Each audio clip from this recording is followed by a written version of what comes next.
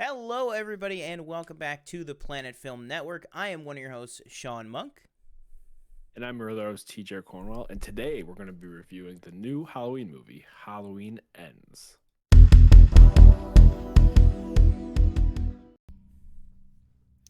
All right, so TJ, we both saw Halloween Ends tonight. I went theatrical. You, I believe, went streaming. Correct. But at the end of the day, Saw the same movie. saw the same movie. What were your thoughts on this one? Or first of all, I guess let's fill in real quick. I think maybe both agree 2018 very good. Correct. Yep. Yeah, Halloween Kills. Not great. Not good. Yeah, I would say not great and not good.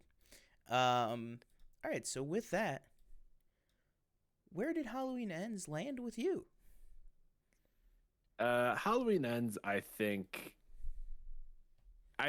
it got to the point where it was worse than Halloween Kills for me. Really? Which is really, I was thinking, I think Danielle at one point said this is definitely worse. And I said, I don't know yet. And then as it went on, I think I kind of came to the point towards the end as well. I was like, nope, this is worse. Clunky dialogue, clunky acting, clunky directing, clunky shooting of everything, clunky everything. It just nothing worked for me. The whole kind of storyline with the granddaughter and Lori and their whole connection and how they're kind of driven apart by this one kid who she's known for like 2 days, who she kind of gets turned on by like this violence, which is really weird at one point. It's all very, very odd. I know with these new ones they went he's kind of like this mystical being route, it's like it's dark, powerful darkness.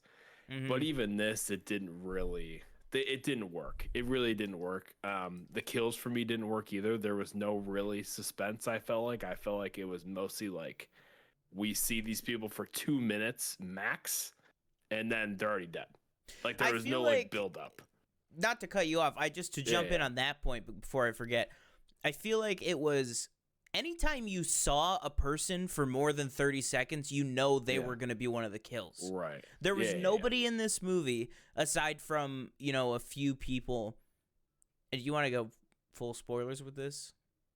Well, here, I'll just finish up, then you can start saying what you liked, 100%. And then we'll go full spoilers. But overall, it didn't work for me. Out of the three, this is probably my least favorite. I would say 2018 stands high and above Halloween Kills, Halloween Ends.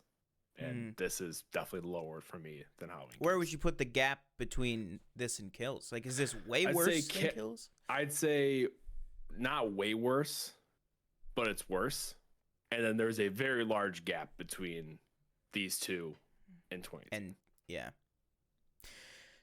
I mean, now I'll say there's definitely some things I agree with you on, and some things I think hit better with me, maybe, or something. I don't know, but for me, and maybe it was the theatrical element of it, but I doubt it, just because I see so many. I feel like I see so many things both ways. I can kind of picture it, And I saw Halloween Kills. I've only ever seen that on Peacock. I never even saw that in theaters or anything. So, you can know how it colors it or not. But for me, I think I have to say, I think I liked this more than Halloween Kills. I still agree with you on the size of the gap. I think that these are very close. I think they're very I feel like this and Halloween Kills have very different issues, which is so weird because it's the same writers, same director. But it's like the things that made Halloween Kills fail were almost, there was some overlap, but then this movie had almost entirely other issues that I was not expecting. You brought up a good one, which was the quickness of the whole relationship between Allison and Corey, which Mhm. I thought the movie just started, and I thought I missed something. I was Mm. like, when they were like, Yeah. when she was like super like hitting on him, and then I was like, okay, maybe it's the whole Allison and Lori are both like, I am, moving on. We're both moving on. We're doing better, which I liked. I'll Mhm. tell you, the first 5-ish minutes of this movie with Lori kind of being rehabilitated, honestly, kind of finally putting it Mhm. behind her, or at least burying it, so deep down, whatever. I was like on board with it. I was like, all right, I like this. She's total turnaround from where she was at in the 2018, where she's out, like she even says in this movie, in her own prison and stuff. That's a whole nother thing with this movie. So much, actually, I want to separate it because I did like the voiceover. I did not like the flashbacks and the flashes of different things and Mhm. the intercuts like of old movies, or like even just scenes that we had just seen in Which this movie. It was very which weird. they did in Halloween Kills, but they like recreated them, but it worked pretty well. I think we Yeah. both agree. So Oh yeah, that's the interesting. stuff where they recreated the 70s, Yeah. that was the best part of Halloween Kills for Mhm. sure. Yeah. But yeah, these kind of issues, but also I think like what you said, it's really the dialogue and just the story. Like the plot is just, and I guess I gotta rewatch 2018 Halloween because I don't think that it's gonna be a worse movie than I remember. I just want to focus on the plot of like what actually happens, because to me I'm just like, that movie is so good. How does the same creative team in almost all around, almost like, that's the thing with this trilogy, is almost on every front everyone stayed the same, creatives wise. Mhm. um so just to have this fall off of not even just, oh, they got lazy with that one in the script, in the dialogue or whatever. There's like no story. I feel like nothing happens. Michael Mhm. Myers is in this movie for maybe 5 minutes, maybe 5-10 minutes at the Mhm. most, I would say. um Again, those are little things that worked for me here and there, and when I say it worked for me here and there, I think we should pivot into spoilery territory. Mhm. So I'll give my rating here, and then you can give yours. Then, if you don't want to be spoiled for Halloween Ends, almost said Kills. If you don't want to be spoiled for Halloween Ends, go ahead and tune out now. But for me, I would go ahead and give Halloween Ends, I would say, a 2.5 out of 5. Mhm. And I would say I Yeah. give Kills probably a 2. I'd probably go 1 for Halloween Ends and probably Kills. What did I give Kills? I Oh, actually 1 probably out of gave Kills a 5. 1. Yeah, I probably gave Kills a 1 though. Damn. Yeah. So let me hold on. Let me look that up. But I gave Halloween Kills a 1.5. So pretty. Yeah, not pretty close. I'd say Mm. close, but this one I thought was still the worser of the two. Yeah. So spoilers. What do you want to talk about here? What do we want to get into? So, I think one of the things that did work for me was Mhm. the idea of somebody else taking on the mantle of Michael Myers. Somebody Mhm. else getting influenced by him or something. I think that idea is great. I think that could have really Mhm. been, honestly, I think that actually would have been a very good middle chapter to be Halloween Kills, is maybe somebody else gets um influenced by him after the 2018 stuff. And granted, obviously, hindsight's 2020, and they didn't, this wasn't originally planned as a full trilogy and everything, so coulda, woulda, shoulda. But I think that kind of an aspect would have been great for like a middle film. And then you end it by giving actual Michael the send off, because what you're left with is, compare this to even something like Rise of Skywalker. They're both supposed. What better example is? Either one, but that or Jurassic World Dominion. Like these like franchise culminating, like supposedly end of these huge franchise, or at least those series within the franchise. For me, something like a Rise of Skywalker, well, we both have spoken, a lot of people have spoken many times, a lot of issues with that movie, but to me, it still gave satisfying closure on certain things and certain elements, and things that I wanted paid off were paid off, things that we wanted to happen did happen. This was just like, it wasn't a good movie. And Michael Myers shows back up in the last, 8 minutes of the film, and then they have, a 3-minute fight, and then he's dead. Is it even 3? It seems shorter than that. Yeah, I honestly, that might be generous. But, you know what I mean? It just, there wasn't even, just on that front of it, setting kind of the filmmaking aside, it just didn't satisfy me as a Halloween movie, let alone the supposed last Halloween movie. I don't know. What did you think about it as kind of a Halloween franchise entry? Yeah, I mean, I thought it was kind of... I've never seen H2O, and I know people, really, really despise that one. And this, I don't know if it's worse, better. But for me, it doesn't really meet that... it doesn't really reach that. Again, like I said, I never felt like there was any sort of... The most tense you get is at the very beginning, in the first 5-10 minutes with Corey the cold the open. Kid. Yeah, and that's about it. That's the most tense death that there is.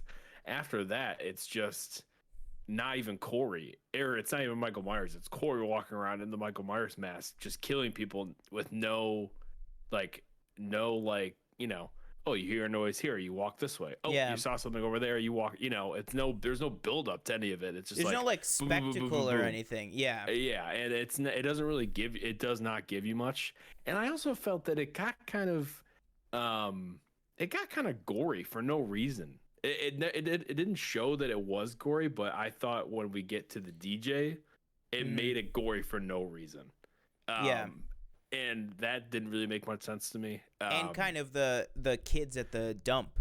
I'll tell you, that was my biggest thing with the movie, was these random teenage high schoolers that were bullies, but they were also band kids. When have you ever known band kids to be bullies? Yeah, they're bullying this 24-year-old guy that Exactly. And they're 16. They're 16, 17, and they're bullying this 24-year-old guy. And then Corey has this freak out on the bridge. He goes, "You have the face of the person whose dad hates them." It's like, because oh my God, I know that look. Because I know that look, and you have that look. I was like, okay, I'm just dumbfounded by the it would work better if it would just work so much better if they were just all in high school. And these are just jocks, and it's just the cliche bullies.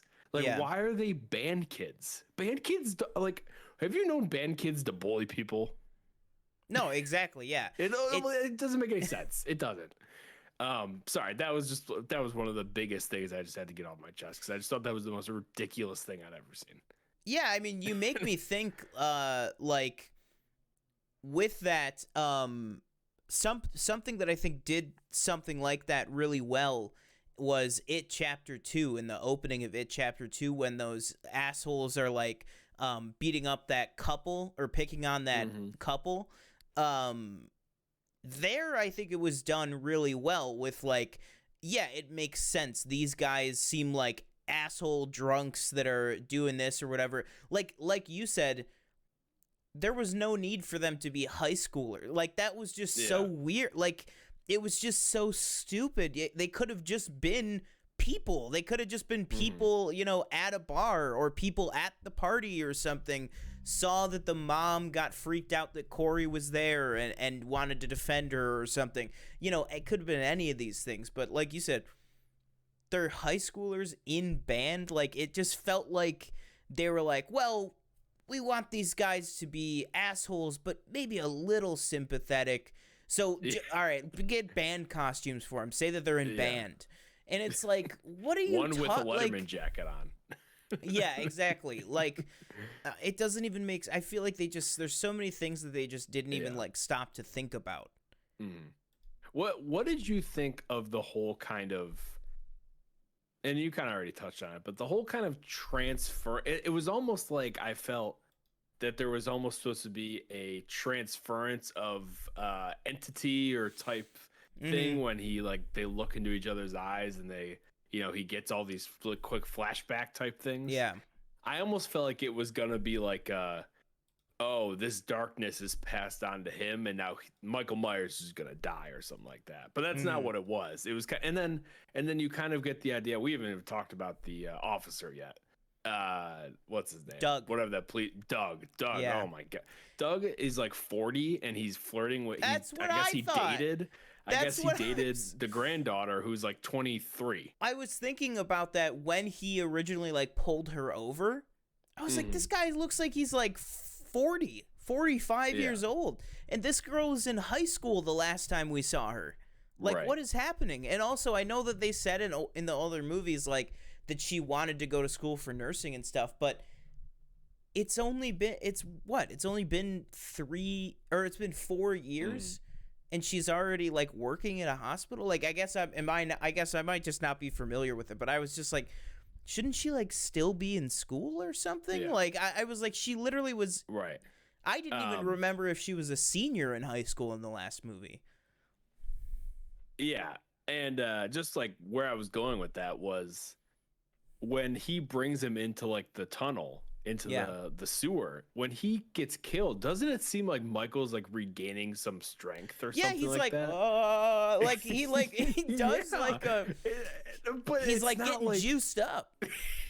That's like what it is. I'm like, oh, so he's gonna go like, he'll go on the rampage now, and the kid's gonna be like, oh my God, what have I done? But that's not at all. That's not what happens at all. That's exactly what I thought was gonna happen, and that would have been, so much better than what we ended up getting. I can't, because that's, again, like I said kind of earlier, the movie, to be the end of the Halloween franchise, it just took so much of the focus off of Michael Myers, which was just such a weird thing to do. Like, I just can't fundamentally understand that decision. Yeah. Did you like the when Allison is like, it's towards the end, it's probably like the last 10 minutes, when she's like driving away, she's driving down the street before she gets the call from the cops that like, oh, like Lori reported a suicide, and she just stops and it's just like the radio tower's just on fire for no reason. Yeah. Like, why is it on fire? You didn't set it. Did he set it on fire? You didn't show us that. They didn't show that. I think the implication was that, maybe. But also, I think the implication is just based on seeing the radio tower burning, then at the end of the movie, she's like, you were right about Corey. He killed all those people. And it's like, you were pretty dead set against that. Like, just that radio tower, like, she runs back and, of course, like, gets there at the perfect time, which is fine. I would like to talk a little bit about Corey and Allison's like relationship, or even Corey as a character. Go for it. I just feel like the dialogue was so bad between the two. I never felt like they at any point were really interested in each other. What was your opinion? You probably felt maybe very similar. Yeah, I felt super similar in that I just, like I said, when they first interacted, and she was just like, oh, we should go somewhere sometime. And he's like, us together? And she's like, yeah, it wouldn't be much fun alone. And it's like, I thought I missed something. I thought that there was a line of dialogue where Laurie was like, oh, Allison, you remember Corey or something. But no, they just met for the first time like 5 minutes ago in the hospital. And then she's immediately asking him out, and then they have a line later in the movie, like much later in the movie, where she says some weird thing where she goes, when I found out about your story and people told me, she says something like, I forget the exact line, but she says something like, it almost felt like I could see you, or like I was meant to find you, like I was looking for you. And I think she says like I could feel you or something. Like, I'm like, what the fuck what are you talking about? Like, when she said that, and you really get the vibe that she's almost attracted to him for like the reason that she thinks she can fix him in a way, or that they're like they're on the same, you know what? Like, it's a very weird dynamic. And then he says that to her. He says, "You can't fix me." Yeah. And then, for anybody who's this far into the review and hasn't seen the movie, she then goes,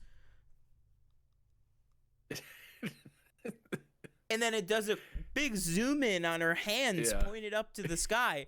And I'm like, what just happened? Like this?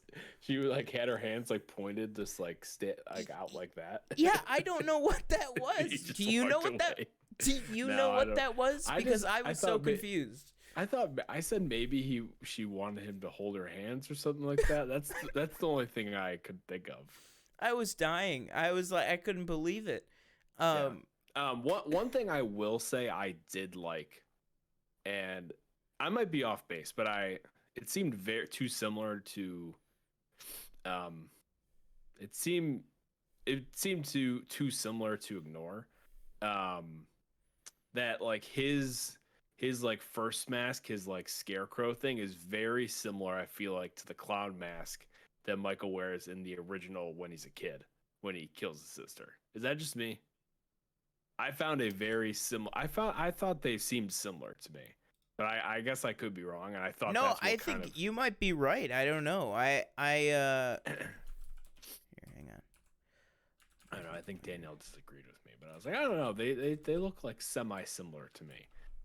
And if it was intentional, then it's like, okay, yeah, like I like that kind of thing. But if it wasn't, then you know. Okay, so Michael's when he was a kid was a clown, but yes, they look. Yeah. Very. I thought they looked similar. No, they definitely look very similar. His was a scarecrow. Michael's was a clown. Right. But the actual style of it looks like almost identical, honestly. Yeah. I think that's a really good call. And then you see in this movie, again, a little bit of something positive.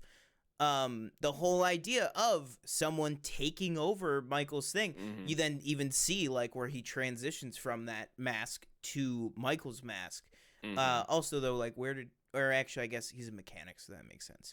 I was going to say, where did he get that perfectly matching blue jumpsuit? But then I was like, all right, I guess I can suspend my disbelief on that. What's with his mom? His mom is like... She kissed him on the lips. Did you see that? Yeah. No, yeah. Me and Danielle were like, why did she just kiss him on the lips? He's like 24. Like, what are we doing here? And then also another positive that I have to put, because I did take a few notes during this movie. Oh yeah. Because I just there's just so much. You had time. Yeah, exactly. Okay, this is two positives here. Mm-hmm. I will say that the atmosphere of the movie, that's the word that I wrote down. The atmosphere of the movie, the film grain, kind of like the look of it and the tone of it. I thought that the movie looked really, really good. Like I specifically went and wrote down that word atmosphere. When the fog would come in, when certain things like that would go in the movie, I thought that all that was done really well. I thought that it was a really good looking movie. But then to circle back to his mom, another thing I wrote down was just Laurie Strode is just so, like, she's just such a badass and just so, like, Jamie Lee Curtis is just so good, obviously in the first one, but then in these three movies, really more so 2018 and then this one, it was kind of lacking in kills because that was a lot of people's biggest complaint was that she was really barely in it. She was just so, like, badass and funny in this, and Jamie Lee Curtis is just doing such a good job of that, like with his mom, when she goes, well, I just don't like that he's out, with girls every night, and but he's grown, and Laurie's like, Yeah, he is. Like, she's like super like like sketched out by his mom, and I just thought that was so funny.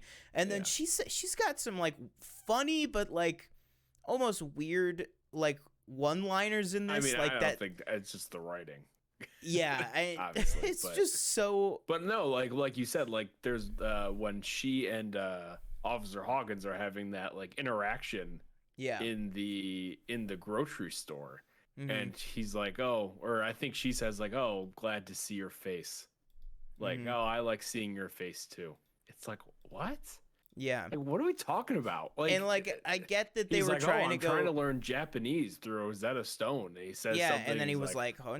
Yeah. Yeah. He goes, oh, I lost my hat or something. I don't know. I just don't know. Like, it just was like the weirdest.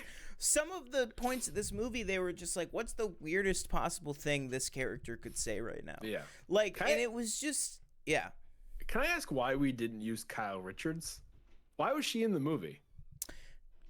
I agree 100%. It's just because she was alive at the end, at the end of the last one, so we were just exactly stick her in there. I thought that it was gonna be, you know, she was gonna have a bigger role to play. Like, oh, this stuff. Yeah. Nothing. Karen died for nothing too, might I add. Judy Greer. Honestly, I never thought anyone would say. I don't think anyone ever thought they would say this, but she's put in the work, so she deserves the respect. I think this movie was missing Judy Greer. I think that she was really good in the last two, and one of the best parts, because she really carried the second one a lot. And she wasn't a problem in the second one. But because Laurie really was barely in it and Allison was kind of off doing other things. And I feel like, I don't know, maybe Kyle Richards would have filled that void. But just, we went from having Laurie, Karen, and Allison as our 3 point of view characters to now, really this movie was like 50% Laurie, which was great. And then like 25% Allison, and then 25% Corey. Like, and I just didn't care about this Corey character. Like, but I will say, to go back to what you said, because I totally agree with you, I did care about this Corey character in the cold open. I actually really was like, okay, I can. And then when I saw that he was back in the current time, I was like, okay. I was like, I can root for this guy if he's going to be the boyfriend or knows something about it or something. Yeah. But then they just take the whole thing down this crazy path. And I get like the actual boogeyman disappeared, so they projected their new boogeyman onto this guy who accidentally killed this kid, who a lot of people don't think it was an accident. I get that, but like at the same time, it just doesn't feel like just real. And the whole weird thing of I was not a fan of everybody seeming to blame Laurie for this all these killings. I was like, what are we talking about here? I was like, it's not like she went up to this lady and stabbed her in the neck. Like, that's really not what happened. And also, she's not, and maybe I'm misremembering 2018, but from my remembering, he's not breaking out of the prison to like go after her. Like, I mean, like, I just never got that vibe, you know? And obviously they've changed it from like, you know, I think in the originals it was like, oh, he's her like long lost brother or something like that, whatever. Yeah. And in this one, it's just like, he's just a, you know, again, he's just a dark entity that just kills people. And I just didn't. I hated that. I hated that like blame game that we're just playing on this poor woman who's been through so much in her life, and it's like, no, it's your fault. Yeah, I agree with that 100%. There was and it was a couple different times where they go, like you said, that lady outside the grocery store. Corey's mom even says it too. Like a lot of different times where they're just like, if you hadn't tempted that man, or I think somebody even says like, you tempted a mentally ill person, and it's like, is that what we're calling Michael? Like, is that really what you want to say? Like, this guy, all the other movies even gone wiped from continuity, just in the first one and in 2018, and in the past 3 that count. Like, he's killed like 50 people. Like, this guy in the same town. Like, you know what I mean? It's not like he's like a serial killer. Exactly. Like, sorry, this guy's been coming after me since I was in high school before you were born. Like, what are you like, you're an idiot. What did she have to do with it? I hated that every time they did it. I really did. But yeah, I just think very much did not come together. For me, I will say too, this is what I don't like. Okay, the last thing I'll go with, and then we'll finish off with anything you want to finish up with. Last thing I'll go into, the goddamn grinder. They show it to you. They show it to you multiple times in the beginning, and it is the perfect horror film setup because if they paid for that lot and they paid for that prop, somebody's going into it. You knew it. Yeah. And then nobody does. So